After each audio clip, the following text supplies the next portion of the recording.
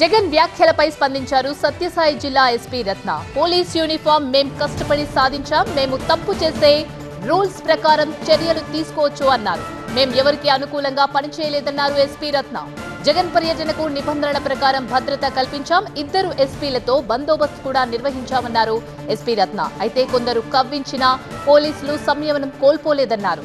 Helipad లో ఎవరు రాళ్లు కూడా కర్రలు కూడా వేయలేదని క్లారిటీ ఇచ్చారు ఎస్పీ రత్న.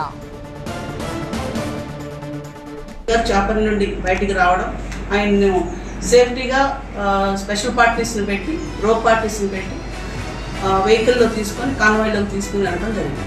ఈ కాన్వాయ్ సుమారు విలేజ్కి వెళ్ళడానికి దగ్గర 40 మినిట్స్ పట్టింది.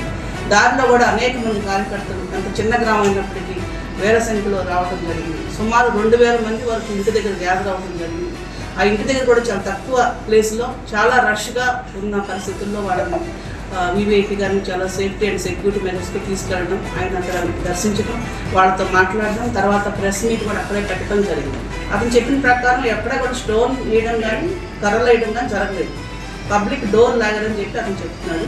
దీని ఇంకా CCTV ఫుటేజ్లు ఇంకా డ్రోన్ కెమెరాస్తో పూర్తిస్థాయి విచారణ చేయాల్సిన అవసరం ఉంది. మేము పోలీస్ యూనిఫామ్ కష్టపడి చదువుకుని వేసుకున్నటువంటి యూనిఫామ్ ఇది ఎవరో ఇచ్చింది కాదు.